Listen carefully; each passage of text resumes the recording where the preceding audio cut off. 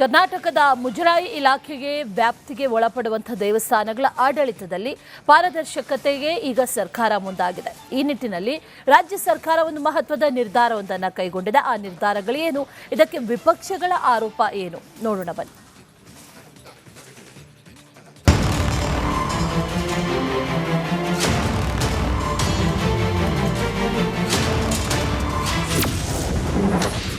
A category ದೇವಸ್ಥಾನಗಳಲ್ಲಿ ಆರ್ಥಿಕ ಶಿಸ್ತು ತರಲು ಪ್ಲಾನ್.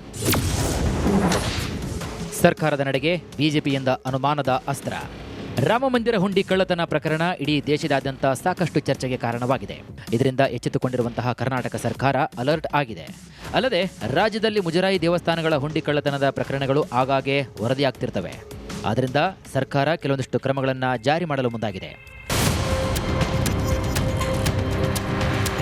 ಈ ಹಿನ್ನೆಲೆಯಲ್ಲಿ ಸಿಸಿಟಿವಿ ಮೂಲಕ ಕಣ್ಗಾವಲು ಮತ್ತು ಪ್ರತ್ಯೇಕ ನಿಯಂತ್ರಣ ಕೊಠಡಿಯ ಸ್ಥಾಪನೆ, ದೇಣಿಗೆ ಹಣದ ಲೆಕ್ಕಪತ್ರದಲ್ಲಿನ ಲೋಪದೋಷಗಳನ್ನು ತಡೆಗಟ್ಟಲು, ಜೊತೆಗೆ ಭಕ್ತರ ನಂಬಿಕೆಯನ್ನು ಉಳಿಸಿಕೊಳ್ಳಲು ಅತ್ಯಂತ ಅಗತ್ಯವಾಗಿತ್ತು.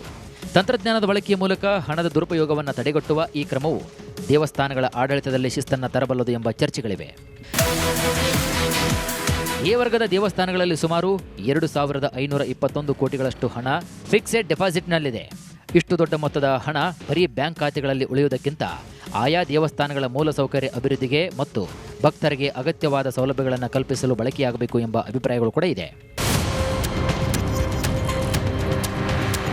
ಆದ್ದರಿಂದ ದೇವಸ್ಥಾನಗಳ ಅಭಿವೃದ್ಧಿಗಾಗಿ ಮಾಸ್ಟರ್ ಪ್ಲಾನ್ ರೂಪಿಸಲಾಗ್ತಾ ಇದೆ. ಇದಕ್ಕಾಗಿ ಪರಿಣಿತರ ಸಮಿತಿ ಕೂಡ ರಚನೆ ಮಾಡಿ, ಸಮಿತಿ ಕೊಟ್ಟಂತಹ ಶಿಫಾರಸುಗಳನ್ನು ಮಾಡಿ ದೇವಸ್ಥಾನಗಳ ಆದಾಯ ಮತ್ತು ಖರ್ಚಿನ ಮೇಲೆ ನಿಗಾ ಹಾಗೂ ಕಾರ್ಯಕ್ಕೆ ಸರ್ಕಾರ ಇದೀಗ ಮುಂದಾಗಿದೆ.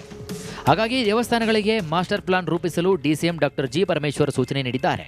ಮೊನ್ನೆ 4-5 ದಿವಸದ ಹಿಂದೆ ಬನಶಂಕರಿ ಟೆಂಪಲ್ಗೆ ಹೋಗಿದ್ದೆ ಬೆಂಗಳೂರಲ್ಲಿ.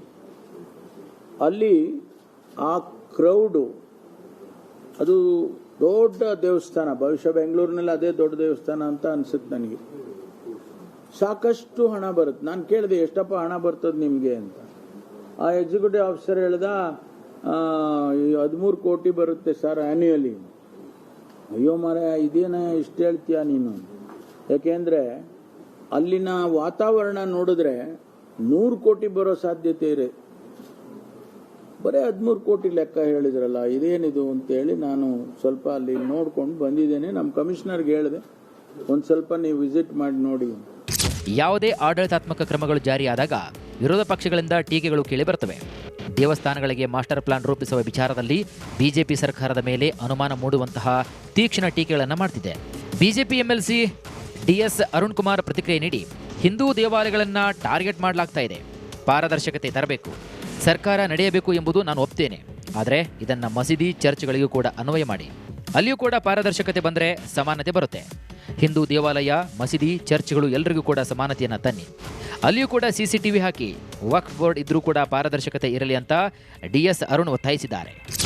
ಈಗ ಮತ್ತೆ ಟಾರ್ಗೆಟ್ ಮಾಡ್ತಾ ಇರುವಂಥದ್ದು ಹಿಂದೂ ದೇವಾಲಯಗಳ ಮೇಲೆ. ನಾನು ಕೇಳೋದು ಪರಮೇಶ್ವರ್ ಅವರಿಗೆ, ಆಯಿತು, ನೀವು ಟ್ರಾನ್ಸ್ಪರೆನ್ಸಿ, ಪಾರದರ್ಶಕತೆ ತರಬೇಕು, ಒಂದು ಸರ್ಕಾರ ನಡಿಬೇಕು ಅನ್ನೋವಂಥದ್ದನ್ನು ನಾವು ಒಪ್ತೇವೆ. ಆದರೆ ಇದನ್ನು ಮಸೀದಿಗಳಿಗೂ ಮಾಡಿ ಅದೇ ರೀತಿ ಇಲ್ಲಿ ನಮ್ಮ ಸರ್ಕಾರದ ಹಣದಿಂದ ಇಲ್ಲಿ ಕ್ರಿಶ್ಚಿಯನ್ ಇನ್ಸ್ಟಿಟ್ಯೂಷನ್ಸು, ಚರ್ಚ್ಗಳನ್ನು ನಡೀತಾ ಇದೆ, ಅಲ್ಲಿಗೂ ಕೂಡ ಟ್ರಾನ್ಸ್ಪರೆನ್ಸಿ ಬಂದರೆ ಅವಾಗ ಸಮಾನತೆ ಬರುತ್ತೆ. ನಾವೆಲ್ಲರೂ ನಂಬಿರೋವಂಥದ್ದು ಸಮಾನತೆ.